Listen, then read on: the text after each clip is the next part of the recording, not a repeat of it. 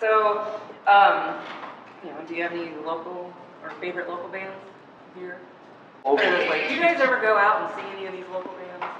You know what? Not now. Because, nobody's out right now. Mine was COVID. Before COVID. In the time that I've been playing with those guys, I've had the opportunity to meet a lot of local players and play with different acts. If like there's double billing or like if we're playing at one place and like up at Cave Creek, we play up there a lot. You can play here and across the street, you've got some of your buddies playing. So we'll walk across the street and say hey. I've had an opportunity to meet a lot of really good players. There's some cool bands out there that are doing their thing. But because when I was playing, before this COVID thing, I'm working, 3 weekends out of every month, typically. The opportunity for me to go and see a bunch of other bands just doesn't exist. And it's been like that in that act at least for the last 12 years. So I'd like to name some bands that I really like that are local bands, but I can name some. I just haven't seen many. He's been busy. It's funny because I went to see with Susan the Crown Kings, and I knew the guys in the band, and I was like, oh, Jimmy Taft, and he's like playing, and I'm going, crap, I forgot how good he was. Jimmy Taft! I could have had Jimmy Taft in the band, and I just kind of spaced it. For me, I do like the Crown Kings. I like Black Horse. I'd go see them from time to time when you could. But even like the original bands, whether it's Empire of Desire or Deirdre, Downhill Trend. Downhill Trend's playing this weekend. Yeah. So and other bands like that. I like the Black Moods are good. Yeah. Yeah, I really like the Black Moods. Black Moods. They've been around since Crash Street Kids time. We used to do shows together. They're still killing it. There's some bands I've never even heard of. I guess there's like so many, maybe they just don't get out and play. I'd like to do, to me, a great thing would, if you could get like some of the original bands and do our own kind of thing, whether you had like the 3 bands I just mentioned, Deirdre, Downhill Trend, and Empire of Desire, and I'm sure there's a couple there that I should be mentioning that I'm drawing a blank on, but it's a senior moment. And to do a show with those bands, I think it would draw well, and I think the difference in the material would be great. Maybe we can work that out. Yeah. I'd love to do it. That'd be a lot of fun. There's a lot of good local bands here in Phoenix. Yes. There is. Lots of talent. Whether they're cover bands, and there's a lot of really great players here. Yeah. So it's the opportunity to do something interesting. If you got some, for us, it's just the opportunity to do a show. We've never done a show. Yeah. If the venue is correct. Right. Because right now, yes. Right now Absolutely. we're writing, but yeah. So that's where we're at right now. Yeah. We had a whole bunch of touring plans. We had some dates in Oklahoma and Texas that get canceled. We had a possibility of going to Japan. We had some other just different stuff going down to Tucson, and there was some East Coast. So, and our name was even on the list to possibly be involved in a Monsters of Rock thing. And we would have been more than happy to do all that, and then all that kind of went south and went sideways. And so rather than sit around and keep playing the same Kings of Dust songs, which Michael and I have been playing for a while, coming up to 8 years, and I enjoy those songs, I just said, let's just write new stuff. Let's see what we have. And so we just kind of started. We started with something I had, then something Ryan had, and then we kept coming up with ideas, and that's kind of how that ended up. Well, let's just write a record. That's why doing a show right now, even though we've been offered a few shows, I'm happy where we're at. Yeah, we would have to stop what we're doing. And I don't want to stop. We have 8 new songs. We got 8 songs. Plus, we'll write. We're going in the studio here in October to demo those 8 songs. Yeah. Just so I can hear where we're at and see, what we want to do. I'll put on my producer's hat that day and see where I think we need to be, and then we'll probably write 3 or 4 more songs. They all won't be on the record, but we'll probably have some bonus tracks and that sort of thing. So we have a game plan, and it does include playing live. It does. But I doubt we would play live. Well, I would do something for you with you guys, but we probably would put another record out before we would make the Right. plans of going on an actual tour, because there's songs on the first record, while we like them, and we probably wouldn't play them live, and there's definitely songs on this new batch of stuff that we would want to play live.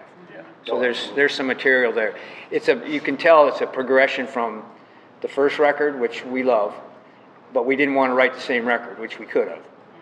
We decided to write something it broadens our horizons. Again, Badlands did that sort of thing too. First one sounded one way, second one was written by the same band, but much broader horizons. Yeah. And then Dusk, you could see where we were going there. That's the same mindset I want to use. This one has an, I would say, an even more 70s sound than what the first Kings of Dust record has. It's because I'm close to 70. It's a kind of an anniversary thing. Oh, God. Well, so when you're 80, we'll go back to the 80s. Go back to 80s. Imagine how that We'll finally Great. be playing Tesla. Great. And I'll be saying, get off my lawn. Okay, Michael, it's your turn. Oh my. Oh, Oh, So, be still my heart. Sound Vision, your day job. My day job. Yeah, so how nice it must be to really enjoy your job, huh? It is. It is. So you have a very nice studio. Thank you.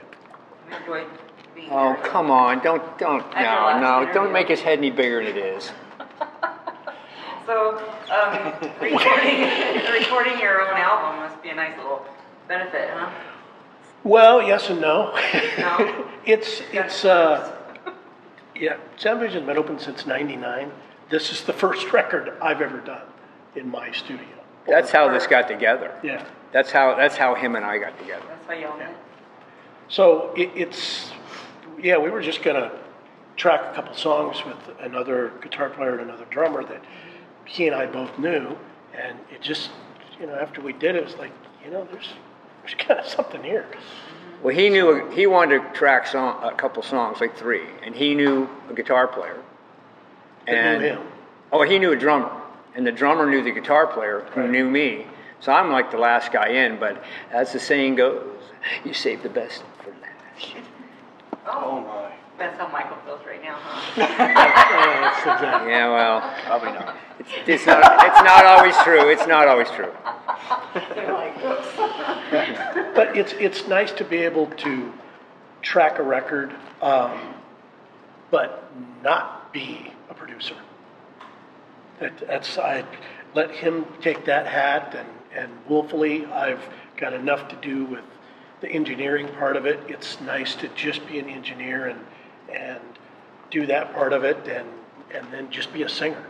So it's. And while my name is on the producer tag, this is really produced by all of us. I mean, we all It really had is. input on how it went. With me kind of saying yeah or no at the very end, but I mean, we were pretty much on the same page right from the get-go. We knew what we were doing. We knew what we wanted to do. We knew what we had, and so the hardest part was just making sure we got the sound that we heard in our heads. Right. So, do you have a lot of, bigger name bands coming through? Zeppelin, Yeah. Beatles. Sabbath. I work Hendrix. at another studio in the Midwest as well, so I go back there about 3 or 4 times a year and do records for bands from in the Midwest, Nebraska and Iowa and Kansas and so on. So, I mean, again, I love my day job, so I get the ability to work with some. They respect him in those states. They do. In those states. In those states. Thank you. Those specific states. Those 3 Everywhere only. else, Not Not so a much. shot. Not so much. Well hidden here. That was the beauty of having him own the studio, is that we could take our time to record it Yes. and to mix it and do all that and not give him a friggin' dime. So here's the question. When did you begin singing? Yeah, and could you start sometime soon, please? Soon. I actually started out as a guitar player too, and then just kind of morphed into singing more and playing guitar less. So, but in high school, and literally right out as soon as I graduated, I was touring. I was on the road. So What band? there's a band in Zeppelin. Nebraska called Brigade. Yep. They're on the Where Are They Now file. Yes. Yeah, their record, it went so well, they went wood. They got a wood record. Next step, they're hoping to go cellophane. I would love to go cellophane. See, and I was gonna ask if you were any bands prior to Red Dragon Cartel, so I guess that. I was. answers. I was in a couple signed bands, Scary Harry, which Greg. My favorite. So mentioned. Actually, it's a good band. We were on Echo Records for a while, for about 2 or 3 minutes. And before that was Manila Thrills, and I toured my butt off in that band.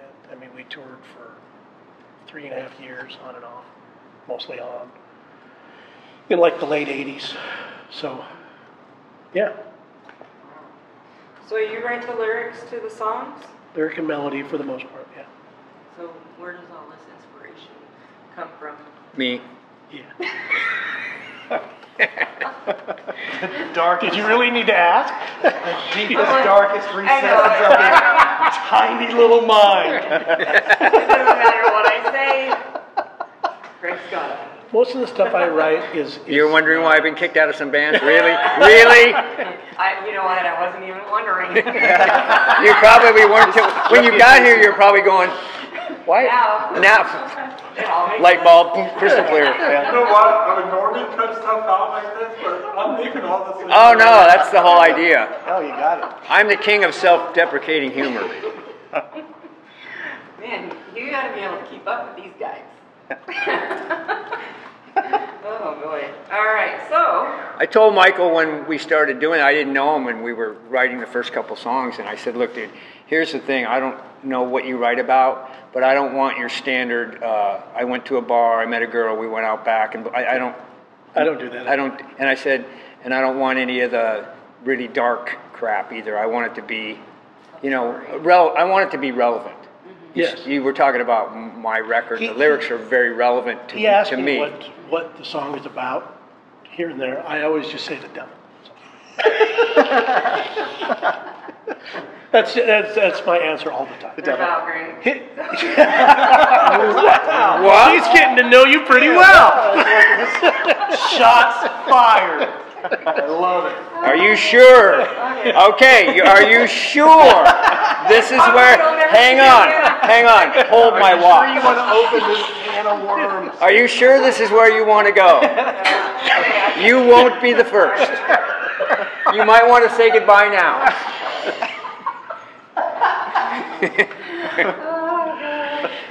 I'm sorry. No. I haven't even started yet. My watch is still on.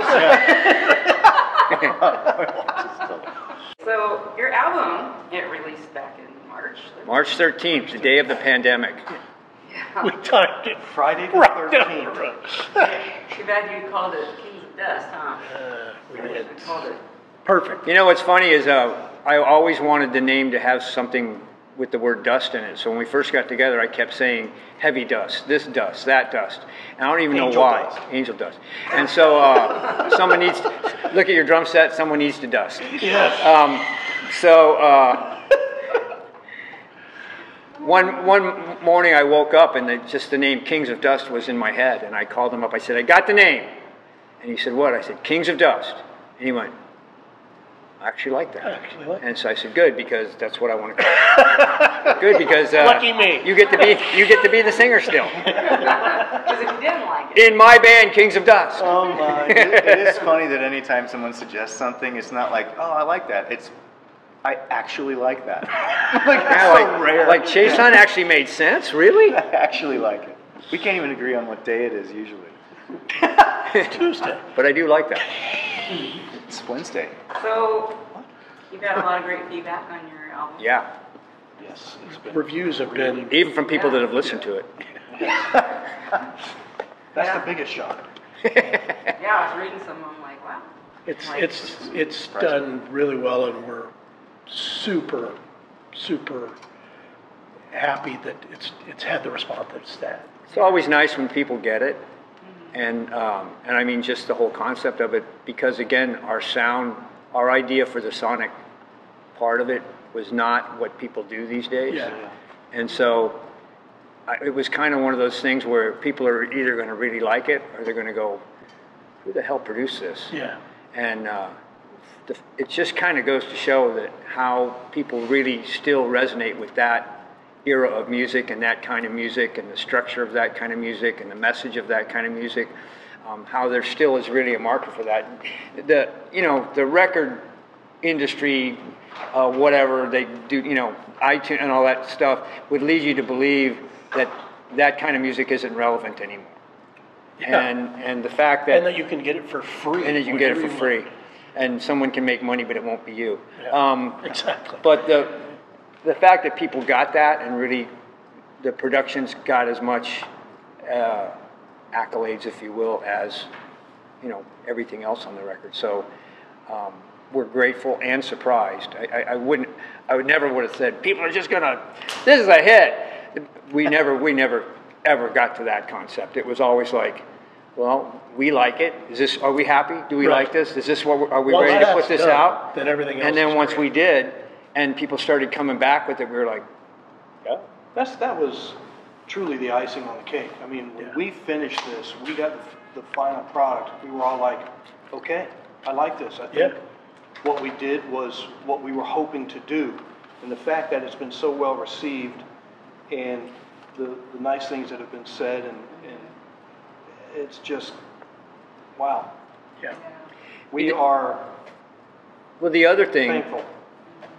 we put 13 songs on the record. There's over 60 minutes of music on this puppy. And On so, a first record, which is, again. and most people don't do that. And we did it because the songs are written over a 7-year span or something like that. And so there was stuff that was originally written with the original guitar player and drummer, Mike Petruno and Donnie Fargo, that they wrote, and then stuff that when Ryan came in. And so we liked the whole span of that material. So rather than just write a bunch of songs once the four of us got together after my cancer treatment ended and all that, we decided to keep some of those songs because they were a good, document of where we were at that time, and the music still made sense. So the interesting part of that to me, besides everything else that they like, is that with 13 songs, everyone likes something different. There's not everyone that's told me something about the record. Some of them like their favorite song is Mama. Some of it's Ocean. Some of it's Wolves. Some of it's Ugly. Some of it's Reflections. Whatever. And not just one song is the song. It's not it's all we really like an Ocean. And then you never hear anything else. Yeah, that's the song. And the song that is the most different on the record, which is Yeah, That's Me, which we kind of just did it. It's my kind of tribute to the Rolling. I told Ryan, I said, I want a Rolling Stones sort of thing on here. And we ripped the Stones off proudly. And I said, let's, and if no one gets it, we'll still put it on anyway. And ended up being one of the most popular songs on the record. Something that we were like, really? And our second video. Yeah. Yeah, That's Me. That's your favorite song, really? It's my daughter's favorite song. My daughter Riley's like, I just really like that song. It's this happy song with these kind of dark lyrics. So you never know. It's not happy. I mean, you make an honest record.